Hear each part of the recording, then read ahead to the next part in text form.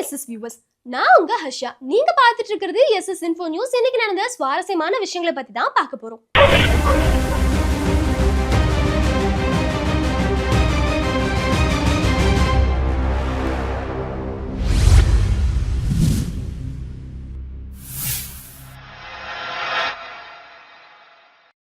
நீங்க ஃப்ரெண்ட்ஸா இருக்கும்போது உங்களை மட்டும் அதிகமா கொசு கடிக்குதா? ஒருவேளை நீங்க ஸ்வீட்டஸ்ட் பர்சனா இருப்பீங்களோ?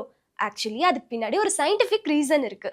பொதுவா கொசுக்கள் பெரும்பாலும் கார்பன் டை ஆக்சைடுக்கு அட்ராக்ட் ஆகும். கர்ப்பிணி பெண்கள், உடற்பயிற்சி செஞ்சவங்க, பெரியவர்கள் இவங்களுக்கு எல்லாருக்குமே வந்துட்டு கொசுக்கள் ஆட்டோமேட்டிக்கா அட்ராக்ட் ஆகும் அப்படின்னு சொல்றாங்க. இன்னும் சில கேசஸ்ல கொசுக்கள் உடலோட வேர்வை மற்றும் உடலோட வாசனை இருக்கு இல்லையா, அதுக்காகவும் அட்ராக்ட் ஆகலாம் அப்படிங்கிற மாதிரி சொல்லப்படுது. இது ஒவ்வொருத்தருக்கும் ஒவ்வொரு மாதிரி ஒர்க் ஆகும். அது மட்டும் இல்லாம ஒரு குழுல 4 பேர் இருக்காங்கன்னா அந்த 4 பேர்த்துல ஒருத்தருக்கு 90% வரை கொசுக்கள் அட்ராக்ட் ஆகி அவங்களை கடிக்கலாம் அப்படின்னு சொல்லி ஆய்வுகள் சொல்லுது. ஒருவேளை உங்களுக்கு கொசுக்கள் கடிச்சது அப்படின்னா நீங்க ஸ்வீட்டஸ்ட் பர்சனா இருக்கலாம். அதோட சேர்ந்து நீங்க கொசுக்களை அட்ராக்ட் பண்ற பர்சனாவும் இருக்கலாம். நீங்க இன்ஸ்டாகிராம விடாம ஸ்க்ரோல் பண்ணிட்டு இருக்கீங்களா? அப்போ பிரச்சனை உங்ககிட்ட இல்ல. அப்படி என்ன நடந்துச்சுன்னு பாத்தீங்கன்னா, இன்ஸ்டாகிராமா இருந்தாலும் சரி, ஃபேஸ்புக்கா இருந்தாலும் சரி, நம்ம விடாம ஸ்க்ரோல் பண்ணிட்டே இருக்கோம்னா அந்த மாதிரியான ஒரு அல்காரிதத்தை செட் பண்ணி வச்சிருக்காங்க அப்படின்னு நான் சொல்லல. யூரோப் யூனியன் வந்து சொல்லியிருக்காங்க. இதை வந்துட்டு மாத்தணும் அப்படிங்கிற மாதிரி சொல்லியிருக்காங்க. மேலும் வந்துட்டு இன்ஸ்டாகிராம் தரப்புல, அதாவது மெட்டா தரப்புல வந்துட்டு நாங்க டைம் ஜோன்லாம் வச்சிருக்கோம் அப்படின்னு சொன்னாலும் அது ஈஸியா புறக்கணிக்கப்படுது. மக்கள் வந்துட்டு அதிகமா யூஸ் பண்றாங்க. மேலும் சிறுவர்களோட மனநிலையும் உடல்நிலையும் இதனால பாதிக்கப்படுது அப்படிங்கிற மாதிரி சொல்லியிருக்காங்க. அது மட்டும் இல்லாம இப்ப நீங்க வந்துட்டு இதை மாத்தல அப்படின்னா உலக அளவுல உங்களுக்கு எவ்வளவு வருமானம் வருதோ அதுல இருந்து 6% அபராதமா நீங்க கட்டணும் அப்படிங்கிற மாதிரியும் எச்சரிச்சிருக்காங்க.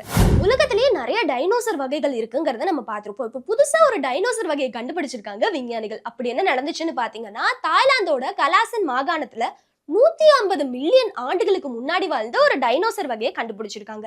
2008 வந்துட்டு ஒரு நபர் இது சாதாரண பாம்போட செதில்களா இருக்கலாம் அப்படின்னு சொல்லி தான் ஆராய்ச்சி பண்ண ஆரம்பிச்சிருக்காரு. பார்த்தா ஸ்கேன் பண்ணி பார்க்கும்போதுதான் அது பாம்போட செதில்கள் கிடையாது, டைனோசர் அப்படிங்கிறதே தெரிய வந்திருக்கு. மேலும் இந்த டைனோசருக்கு ஒரகாசரஸ் கலானிசிஸ் அப்படின்னு ஒரு பேரும் வச்சிருக்காங்க. 20 மீட்டர் கிரிக்கெட் பிட்ச் இருக்கும் இல்லையா, அந்த கிரவுண்டோட அளவு எவ்வளவு பெருசோ அதே அளவுக்கு நீளமா இருக்கும். மேலும் கழுத்து மிகவும் நீளமானது அப்படிங்கிற மாதிரியும் சொல்லியிருக்காங்க. அது மட்டும் இல்லாம இது தாவர உண்ணியா இருக்கலாம் அப்படிங்கிற மாதிரியும் சொல்லியிருக்காங்க. இதை தொடர்ந்து ஆராய்ச்சிகள் வந்துட்டு இன்னும் போயிட்டு இருக்கு. சயின்டிஸ்ட் எல்லாம் பயங்கர ஹாப்பியா இருக்காங்க. ஏன்னா இது வரைக்கும் பதிவு செய்யப்படாத ஒரு டைனோசரை கண்டுபிடிச்சிருக்கோம் அப்படின்னு சொல்லி. இதை தொடர்ந்து அடுத்த ஜுராசிக் பார்க்ல கூட இதே டைனோசரை இன்ட்ரோ பண்ணுவாங்கன்னு நினைக்கிறேன். பொறுத்திருந்து தான் பார்க்கணும். 27 ஆண்டுகளாக சொந்த நாட்டுக்கு நடந்தே செல்லணும்னு ஒரு தீர்மானத்துல இருந்தவருக்கு பெரிய சிக்கல் ஏற்பட்டிருக்கு. அப்படி என்ன நடந்துச்சுன்னு பாத்தீங்கன்னா, இங்கிலாந்து முன்னாள் வீரரான காரல் புஷ்பி வந்துட்டு தன்னோட பயணத்தை சில்லில இருந்து ஆரம்பிச்சிருக்காரு. 1998 இருந்து தன்னோட சொந்த நாடான இங்கிலாந்துக்கு நடந்தே செல்லணும் அப்படிங்கிற மாதிரி முடிவெடுத்திருக்காரு. மேலும் இந்த பாதையில, இந்த பயணத்துல எந்த ஒரு வாகனத்தையும் யூஸ் பண்ணவே கூடாது அப்படிங்கறத தன்னோட பிரின்சிபலா வச்சு நடக்க ஆரம்பிச்சிருக்காரு. இது வரைக்கும் 36,000 மைல்ஸ் வந்துட்டு நடந்தே சென்றிருக்காரு. இப்ப பெல்ஜியத்துல வந்துட்டு அவருக்கு பெரிய சிக்கல் ஏற்பட்டிருக்கு அப்படின்னு தான் சொல்லணும். ஏன்னா ஒரு கால்வாயை வந்து கடந்துட்டா இங்கிலாந்து போயிடலாம். ஆனா நீந்தி வந்துட்டு போறதுக்கு அனுமதி கிடையாது. அதுக்கு முன்னாடி அவர் வந்துட்டு ஒரு சுரங்க பாதையை வந்துட்டு போறதுக்கான பெர்மிஷன் கேட்டிருக்காரு. அதுக்குமே வந்துட்டு அந்நாட்டு கவர்மெண்ட் வந்து பெர்மிஷன் கொடுக்கல. ஏன்னா பாதுகாப்பு ரீசன்ஸ் காரணமா உங்களுக்கு வந்துட்டு அங்க போறதுக்கு பெர்மிட் கிடையாது அப்படிங்கிற மாதிரி சொல்லிட்டாங்க.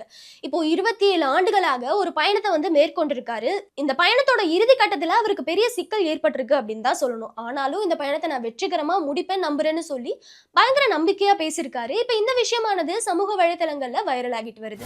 ஒரு நாட்டோட அரசாங்கமே மீட்பு பணிக்கு தடையா இருந்தா அப்படி ஒரு சம்பவம் தான் வெனிசுலால நடந்திருக்கு.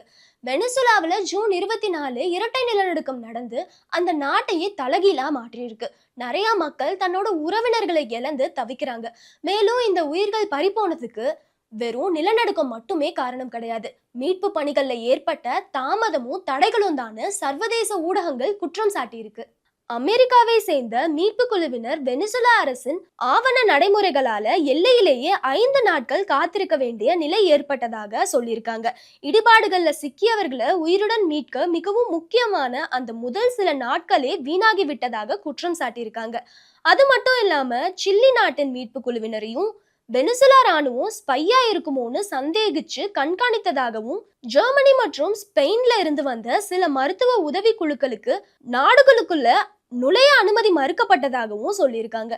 நிலநடுக்கத்தால மிக மோசமாக பாதிக்கப்பட்ட லா குவைரா போன்ற பகுதிகளுக்கு செல்லவும் சர்வதேச மீட்பு குழுவினருக்கு கடுமையான கட்டுப்பாடுகள் விதிக்கப்பட்டதாக கூறப்படுது. இதனால பல இடங்கள்ல மீட்பு பணிகள் வேகமாக நடைபெற முடியலன்னு சொல்லியிருக்காங்க. இந்நிலையில நிலநடுக்கம் ஏற்பட்டு 2 வாரங்களுக்கும் மேலாகி விட்டதால உயிருடன் கண்டுபிடிக்கும் அந்த 72 மணி நேரம் கோல்டன் ஹவர்ஸ் முடிஞ்சிருச்சு. அதனால மீட்பு குழுவினர் மீட்பு பணிகளை ஸ்டாப் பண்ண சொல்லிட்டு அந்த நாட்டோட மறுசீரமைப்பை பண்ணலாம் அப்படின்னு சொல்லி அதுல கான்சென்ட்ரேட் பண்ண ஆரம்பிச்சிருக்காங்க. இதுவரை 4118 பேர் உயிரிழந்திருக்காங்கன்னு சொல்லியிருக்காங்க.